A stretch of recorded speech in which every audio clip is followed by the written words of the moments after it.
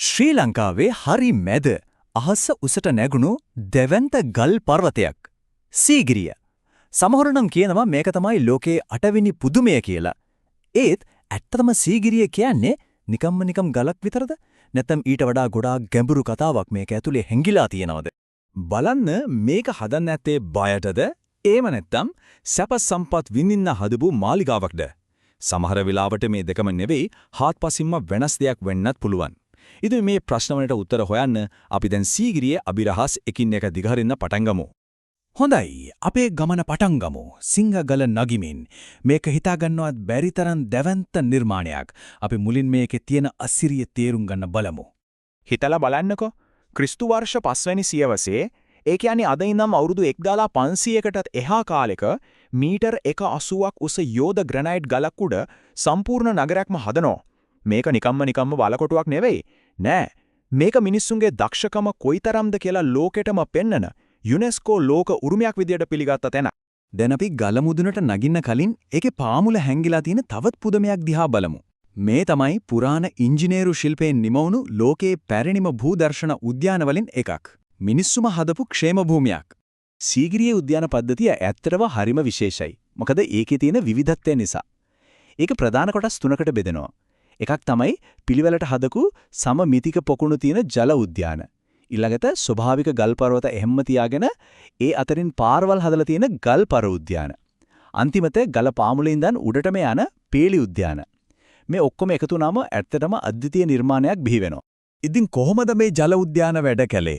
ආන්න ඒක තමයි පුරාණ ඉංජිනේරුවන්ගේ දක්ෂකම.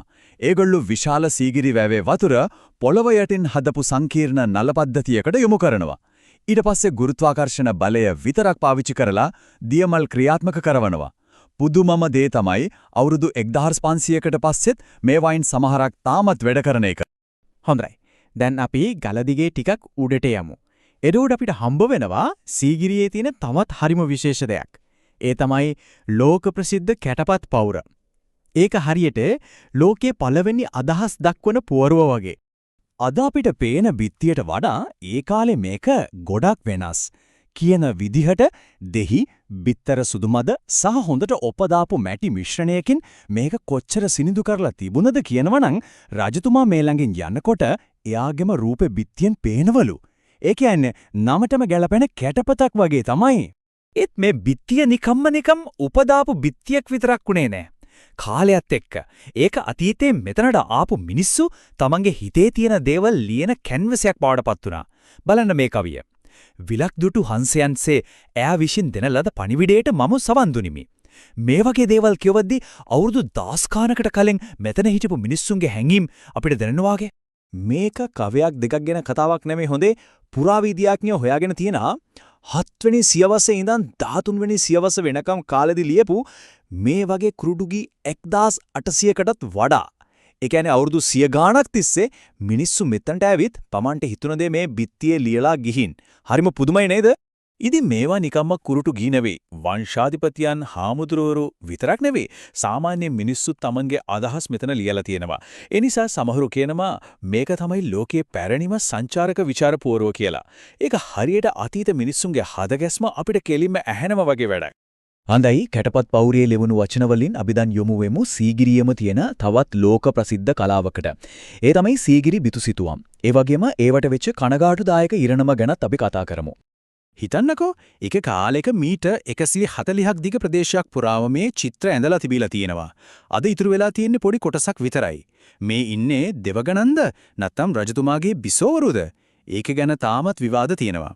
ඒත් එක දෙයක් නම් පැහැදිලි. මේ චිත්‍රවල තියෙන කලාත්මක අගයයි සුන්දරත්වයයි නම් කාටවත් ප්‍රශ්න කරන්න බෑ. ඒත් 1947 අවුරුද්දේ මේ මිල කරන්න බැරි උරුමය සදාහටම නැති වෙලා යන්න ඔන්න මෙන්න තිබුණා. ඔක්තෝබර් 14 වෙනිදා කවුරු හරි පිරිසක් මේ බිතුසිතුවම් 14ක කොළපාට තීන්ත ගාලා චිත්‍ර දෙකකට හානි කරලා විනාශ කරලා තිබුණා. ඒක මුළු රටකම දුකක් වුණා. ඒ දවස් කීපයක් යද්දී මේ චිත්‍ර බේරගන්න දැවැන්ත මෙහෙයුමක් පටන් ගත්තා. මේ බිතුසිතුවම් බේරගැනීමේ ගෞරවය දෙන්න ඕන ඉතාලි ජාතික ප්‍රතිසංස්කරණ විශේෂඥයෙක් වුණු ලූසියානෝ මැරන්සි මහත්මයාටයි අපේ පුරාවිද්‍යා දෙපාර්තමේන්තුවේ කණ්ඩායමටයි. ඇත්තටම ඒගොල්ලන්ගේ කැපවීමයි දක්ෂකමයි නිසා තමයි මේ තුවාල වෙච්ච විශිෂ්ට කලාකෘතිය ආයෙත් පරණ තේජසට ගෙන්න පුරනුනේ. හරි, දැන් අපි යන්නේ අපේ ගමනේ අන්තිම අදියරට. ඒ කියන්නේ පර්වතයේ මුදුනටම. මෙතන තමයි සීගිරි කතාවේ ප්‍රධාන චරිතය. ඒ කියන්නේ කාශ්‍යප රජතුමාගේ උරුමය තියෙන්නේ. ඇත්තටම කවුද මේ කාශ්‍යප රජතුමා? එයා තාත්තව මරලා සහෝදරයට බය මේ අහස් මාලිගාව හැදුවද? එහෙම නැත්නම් මේක හුදෙක්ම සැප සම්පත් විඳින්න හදපු විනෝද මාලිගාවක්ද? සත්‍යය මොකක් වුණත් එයාගේ අරමුණ වටේ තියෙන මේ අබිරහස සීගිරියේ තියෙන ආකර්ෂණය තවත් වැඩි කරනවා. මාලිගයට ඇතුළු වෙන තැනම බලයයි තේජසයි පෙන්눔 කරන සංකේතයක් වෙලා තියෙනවා. ඒක හදලා තිබුණේ බිම ඉඳගෙන ඉන්න දැවැන්ත සිංහයෙක් කට ඇරගෙන ඉන්න විදිහට. සීගිරිය එහෙමත් නැත්නම් සිංහගල කියන නම හැදුනත් ඒකෙන්. අද වෙනකොට මේ සිංහයාගේ සම්පූර්ණ රූපේ නැති වුණත් ඒකේ යෝධ කකුල් දෙක විතරක් ඉතුරු වෙලා තියෙන ගැම්ම ඒ කාලේ තිබුණු දැවැන්තකම ගැන හිතා ගන්න පුරුවන්. ඉතින් සීගිරියේ කතාව අතීතයට විතරක් සීමා වෙන්නේ නැහැ. ඒක වර්තමානයටත් අදාළයි. දැන් අපි බලමු මේ පුරාණ උරුමය අද කාලේ මුහුණ දෙන අභියෝග මොනවද කියලා. ඇත්තටම මේ පුරාණ ස්මාරකයට අද වෙනකොට බරපතල තර්ජන එල්ල වෙලා තියෙනවා. අනවසර ඉදිකිරීම, ආරක්ෂිත කලාපවල මිනිස්සු නීති විරෝධීව පදිංචි වීම සහ මේ පුරාවිද්‍යා භූමියට වෙන හානි නිසා සීගිරියේ ලෝක උරුම තත්වය පවා අවදානමකට ලක් වෙලා. ඒ කියන්නේ මේ මහා නිධානය අපි අතින්ම නැති වෙලා යන්න තියෙන ඉඩකඩ වැඩි. ඉතින් අවසාන වශයෙන් අපිට තියෙන ප්‍රශ්න මේකයි. අනාගත પરම්පරාව වෙනුවෙන් සීගිරිය වගේ මිල කරන්න බැරි වස්තුවක් ආරක්ෂා කරගන්න සංරක්ෂණයයි සංවර්ධනයයි අතර සමවරතාවයක් අපි ඇති කරගන්නේ කොහොමද? මේක ලංකාවට විතරක් නෙවෙයි ලෝක උරුමයන් අගය කරන අපි හැමෝටම හිතන්න වෙන දෙයක්.